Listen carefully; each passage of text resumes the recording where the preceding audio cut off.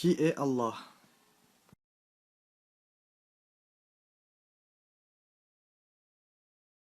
بسم الله الرحمن الرحيم قل هو الله أحد Au nom d'Allah, le tout miséricordieux, le très miséricordieux. Dis, il est Allah unique. الله الصمد Allah, le seul à être imploré pour ce que nous désirons. لم يلد ولم يولد Il n'a jamais engendré, n'a pas été engendré non plus. ولم يكن له كفوا أحد Et nul n'est égal à lui.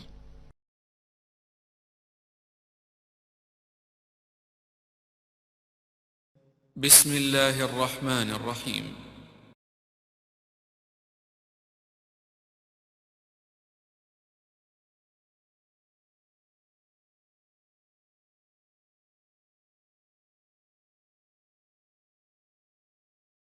عن أبي هريرة رضي الله عنه قال قال رسول الله صلى الله عليه وسلم إن الله تعالى قال من عاد لي وليا فقد آذنته بالحرب وما تقرب إلي عبدي بشيء أحب إلي مما افترضته عليه ولا يزال عبدي يتقرب إلي بالنوافل حتى أحبه فإذا أحببته كنت سمعه الذي يسمع به وبصره الذي يبصر به ويده التي يبطش بها ورجله التي يمشي بها ولئن سألني لأعطينه ولئن استعاذني لأعيذنه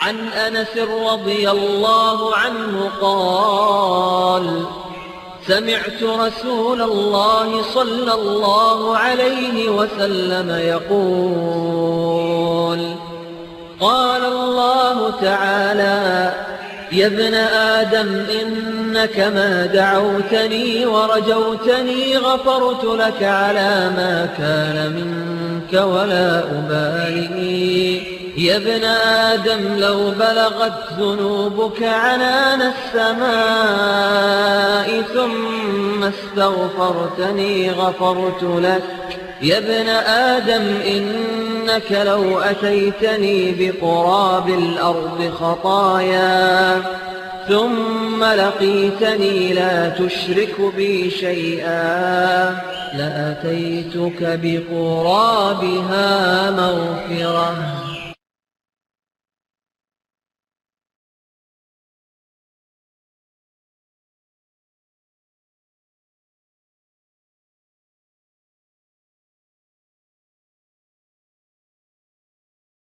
by the media to malign Islam is they quote many verses of the Quran out of context. And one of the most common verses quoted by the critics of Islam is Surah Tawbah, chapter number 9, verse number 5, which says, wherever you find a kafir, you kill him. And if you open the Quran, that verse is there, the translation is there. Wherever you find a kafir, you kill him. But it is out of context. They quote verses of the Quran out of context. They quote hadiths out of context. The context is when we start a few verses before, it's mentioned that there was a peace treaty between the Muslims and the mushriks of Makkah. And this peace treaty was unilaterally broken by the mushriks of Makkah. By the time Allah subhanahu wa ta'ala reaches verse number 5 of Surah Tawbah chapter number 9, He is giving an ultimatum to the mushriks of Makkah that you put things straight in 4 months' time, otherwise a declaration of war. And in the battlefield, Allah says to the Muslims that don't get scared, fight. Wherever you find the enemy, you kill him. Now any army general, to boost up the morale of his soldiers, he will but naturally say that wherever you find the enemy, you kill him. He will not say that wherever you find the enemy, be killed. So this is in context in the battlefield.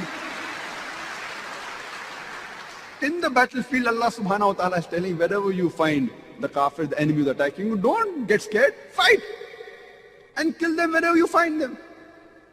Imagine today, if there's a war going on between America and Vietnam, and the American president says, in the battlefield, he is boosting the morale of the American soldiers, or the Army General of America says that wherever you find a Vietnamese, you kill him. It's in context. But if I quote out of context and say today the American president is saying that wherever you find a Vietnamese, kill him, I will make him sound like a butcher. It is out of context.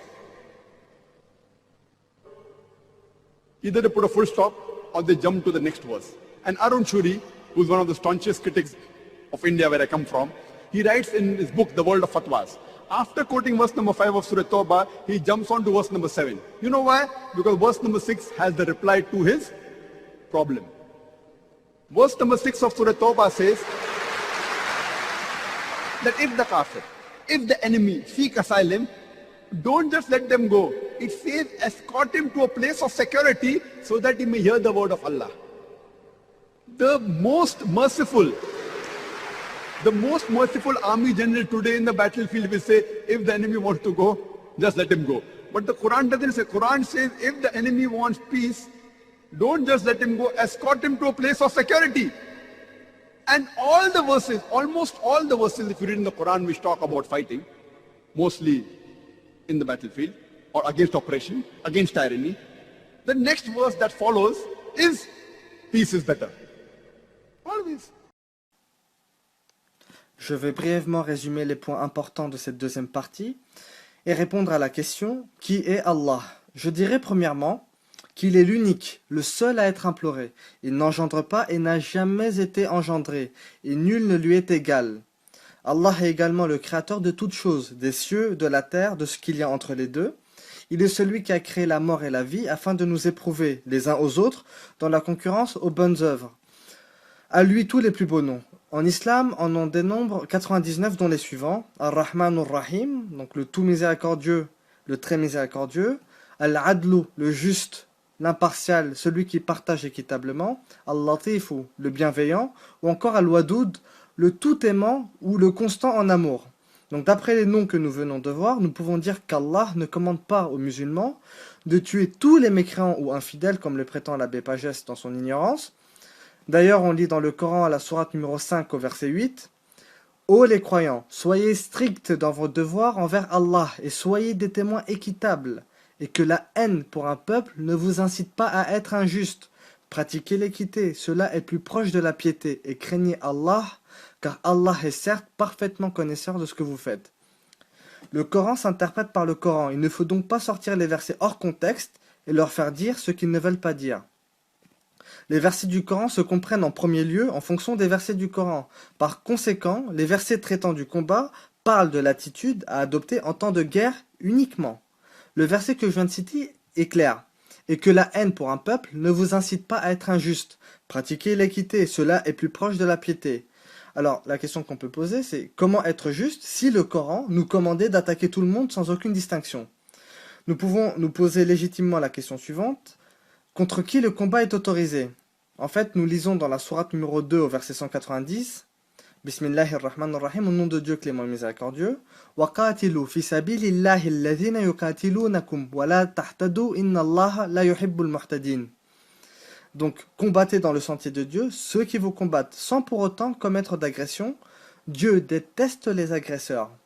Donc, le combat est autorisé en islam contre ceux qui attaquent les musulmans, comme le montre ce verset. Et le combat est aussi prescrit pour la défense des faibles, comme nous le lisons dans la sourate numéro 4, au verset 75. وَمَا لَكُمْ لَا تُقَاتِلُونَ فِي سَبِيلِ اللَّهِ وَالْمُسْتَضْعَفِينَ مِنَ الرِّجَالِ وَالنِّسَاءِ وَالْوِلْدَانِ الَّذِينَ يَقُولُونَ رَبَّنَا أَخْرِجْنَا مِنْ هَذِهِ الْقَرْيَةِ الظَّالِمِ أَهْلُهَا وَاجْعَلْ لَنَا مِنْ لَدُنْكَ وَلِيًّا وَاجْعَلْ لَنَا مِنْ لَدُنْكَ نَصِيرًا. Et qu'avez-vous à ne pas combattre dans le sentier de Dieu et pour la cause des faibles? Le verset est clair, et pour la cause des faibles. hommes, femmes et enfants qui disent « Seigneur, fais-nous sortir de cette cité dont les gens sont injustes, et assigne-nous de ta part un allié, et assigne-nous de ta part un secoureur. » Donc le verset est on ne peut plus clair. Le combat est également autorisé pour la défense des faibles. Donc il serait injuste de ne pas aider les faibles lorsque ceux-ci sont opprimés, n'est-ce pas? Donc d'autre part, il faut savoir que chacun est libre d'adhérer à l'islam. Nous ne forçons personne. Dieu dit dans la sourate numéro 2, au verset 256, « La ikraha fid din, kad tabayyana ar-rushdu min al-ghayy » Donc ce qui peut être traduit par « Nulle contrainte en religion, car le bon chemin s'est distingué de l'égarement ». Donc quiconque décide d'accepter l'islam est libre de le faire, et quiconque décide de suivre une autre voie est tout aussi libre de le faire. Le Coran est très clair sur cette question, et nous lisons par exemple dans la sourate numéro 18 au verset 29, « وَقُلِ الْحَقُّ مِنْ رَبِّكُمْ فَمَنْ شَاءَ فَلْيُؤْمِنْ وَمَنْ شَاءَ فَلْيَكْفُرْ » Donc ce qui peut être traduit par « Et dit, la vérité émane de votre Seigneur. Quiconque le veut, qu'il croie, et quiconque le veut, qu'il mécroie. » Donc en conclusion, je dirais que premièrement, tous les attributs que l'abbé Pagès a attribués à Allah par ignorance se retournent malheureusement contre lui et sa Bible, qu'il n'a d'ailleurs pas dû lire correctement.